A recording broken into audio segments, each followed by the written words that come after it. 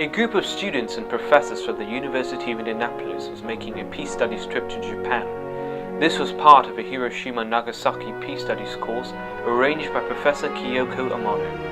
In 1945, the US dropped atomic bombs on the cities of Hiroshima and Nagasaki, causing massive destruction to both the cities and their residents.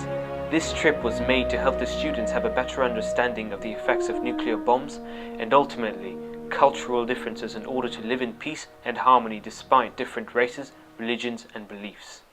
However, their flight from Indianapolis to San Francisco was delayed for several hours due to the inclement weather, and now they were missing the connecting flight to Osaka, Japan.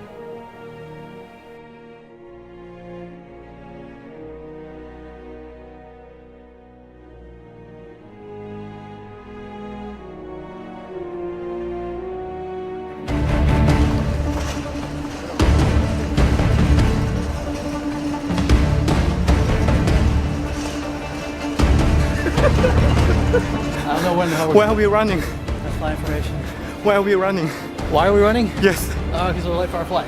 Oh shit. And I don't even know where to go. Wait, where's everybody? I don't know. Now they were lost. I think we are lost. We don't know. Oh my god. Oh, is this 101? I have no idea. Where are you going?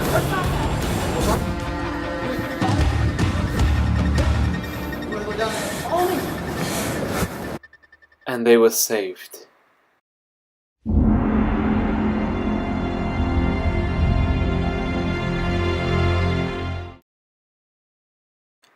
It was a long flight, but they finally made it to Japan. They were so desperate for Wi-Fi.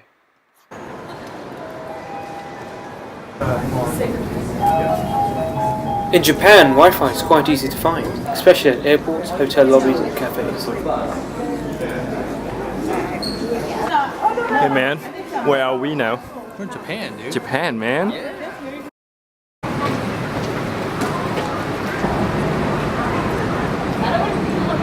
Okay, so we're here in Osaka, and currently we're Japan, yes. And currently we're waiting on our professor to get us our train tickets. So right now we're just kind of hanging out, taking in the scene of the place, and kind of enjoying Japan. So that's how it's going right now. It's pretty cool. It was already dark when they reached the hotel in Osaka. Now they were hungry for nourishment. In a local restaurant like this, you have to take off your shoes and sit cross-legged on the floor. Some people might need a bit of practice to find it comfortable. I just smile like that. I don't think my face is in either. There we go. There we go. Alright, so I'm Derek, I'm Gail's roommate, and today we're going to take a look at how Japanese toilets work in the bathroom all in general. Alright? Okay. Let's do it. So, Alright, first off, toilet. what are those tiny hoses down there? Oh, it's this little, look, it's like a water fountain. To make it work, you either press this button or that button. Yeah, I I think this one makes it keep going. That one's just for like a little boop, boop, and then it goes back down. And that's the stop button. And how do you flush it? You told me that it was just this little lever right here. Yeah, this is how you flush the So toilet. you press this in. Yep. A lot of water. The group is now heading to Hiroshima. In Japan, a bullet train is the fastest and most convenient way to travel. It also causes less pollution.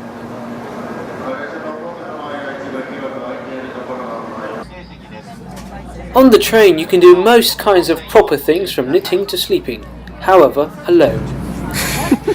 It's a video What are you doing? recording our activities. One of their missions was to update the daily blog. Yeah. Do you think it's good?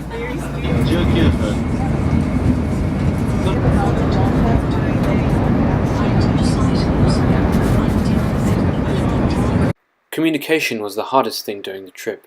They had to take their own risks choosing what they ate. In some cases, pictures on the menu might help a bit.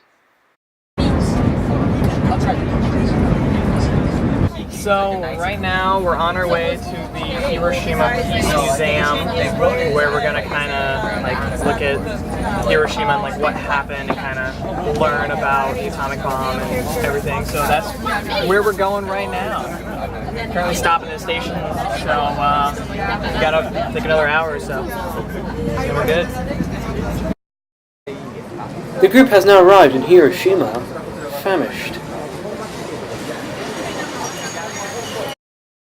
They were about to experience Hiroshima's most famous food, okonomiyaki.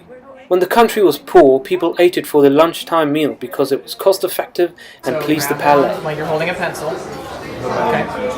Put the other one right on top. And secure this one tightly to your hand. So you move this up and down. So it kind of looks like a taco base with like egg noodle on the outside, all covered in seaweed all around the side, as you can see here, and then an egg on top, sesame seed topping. That actually looks absolutely. This looks better than the picture, and that never happens. Like, I am impressed. And how much is for this one? 900 yen, which is $9. And in dollar? $9. Itadakimasu. Hey man, do it. What? Do it, man. Was it itadakimasu? Itadakimasu. Yes. Itadakimasu. Not to me, to the food, man. Hi, food. No, point that way. Yes. Itadakimasu. There you go. Okay, It's more like thank you for the food, and you're like, oh, the food's so good. I'm looking at the food. But yeah. Oh, this is so good.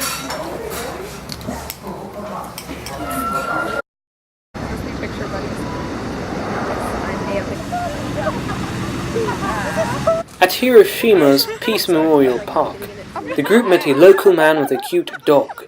They were indeed ecstatic.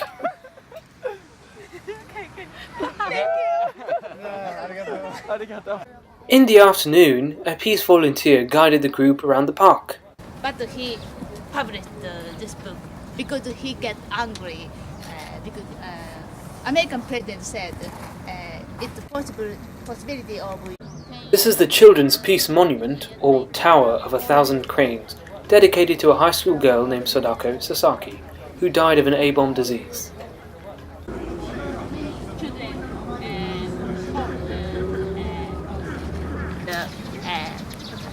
At first, he was very European style.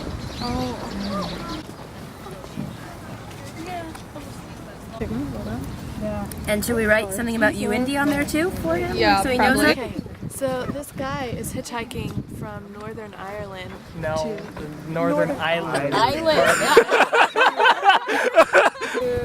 His response in asking why he was doing this was, I don't have reason.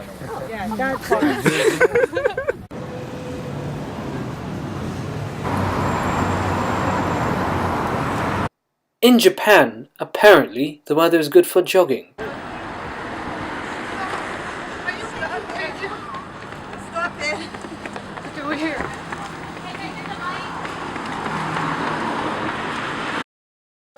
This place is called Nakagomon Ato. It's the former gate of the castle.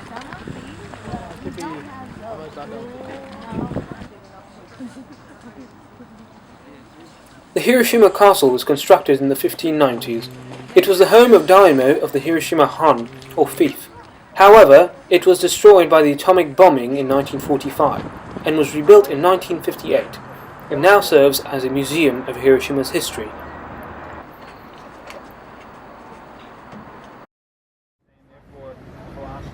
From Hiroshima, the group continued their journey to Nagasaki, another city destroyed by the atomic bombing.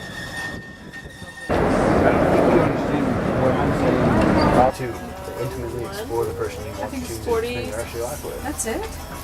No, it doesn't do that. Wrong. Remember exactly what we're doing today. Okay, go. Going Nagasaki. No. Okay, just tell us where we're going and what we are doing. I don't know Okay. where we're going. You don't know? We're gonna meet the mayor. That's about it. That's not the whole thing. Where are we going? Okay, I don't know. Right now, we are heading out to go to the bus to go to the Nagasaki Memorial Nagasaki Peace Memorial Park.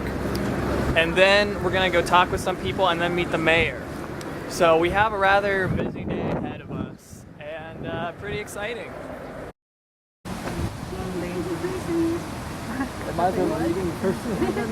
At Nagasaki Peace Memorial Park, the group met with groups of students who were on school trips. Despite language difficulties, both American and Japanese students put much effort into making the communication successful. Konnichiwa. Okay, 1, 2, 3. Good. Nice. Nagasaki? Are you from Nagasaki? Gifu. Is it a city? Bye. 10.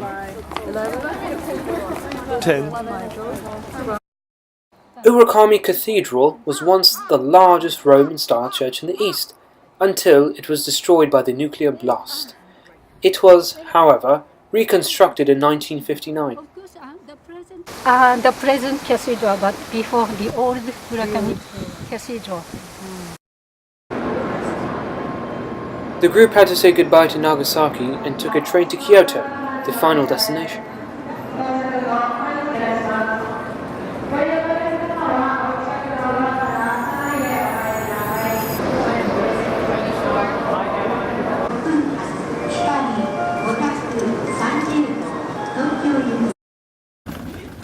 Just before dark, they now arrived in Shunkoin Temple.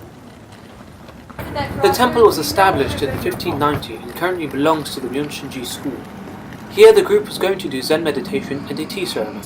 We have to take off our shoes before we enter the building.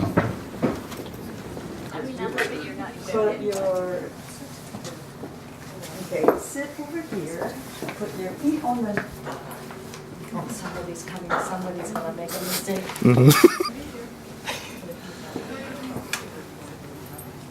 He was trying to have you not see him making a mistake. Considered outside, so don't, no.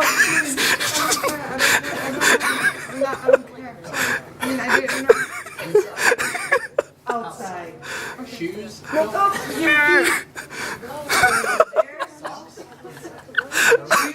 This is very fun to watch. Yay! Okay, delete that. Oh wow. He might have already left. He might have. Hi, I know what I'm doing. Thank you.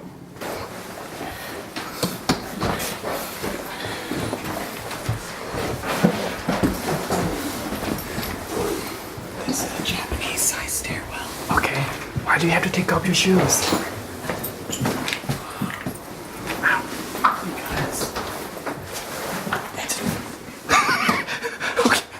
It's a traditional Japanese house. Okay. So they don't mix inside and outside. Oh, okay, cool. So you take your shoes off and step on a wooden pallet. Okay. But you don't step on the wooden pallet with your shoes on. That's interesting. Very important. Okay. So here we are. What have you learned from this experience? I've definitely learned that just the mass amount of destruction is much more than what we learn in our U.S. history textbooks. We learn that the war ended after we dropped the second atomic bomb on Nagasaki, but really the war is still going on. The war against nuclear weapons is still happening, and it affects people every day, still today, even 70 years later. Thus far, I've learned that everything we had previously learned in magnitude has been intensified. When you put that in perspective and then you see what can flourish within a short span of 100 years, some may say that's not very short, but it's something that the human as a whole, not just a separate human, it shows that not only can we overcome and persevere, but we are able to come together. Well, this whole experience, well, as you know, I'm American, and in school we were taught specifically that we were taught that what happened during World War II, we weren't taught any of the details. It was just Japanese were our enemy, we needed to beat them in order to stop whatever they were doing that was quote unquote evil. So coming over here now, it's just one of those things where I finally have that second side to it. I have that other perspective. I have that second story or second side to every story. And thus far, my die-hard American patriotic foundation is slowly but surely being eroded and cracked every day I'm here thus far. So I'm looking forward to the rest of what we have in store. Thank you for watching UIndy's Peace Studies 2015. This video was made by Guilford Stone and narrated by Sahej Khan.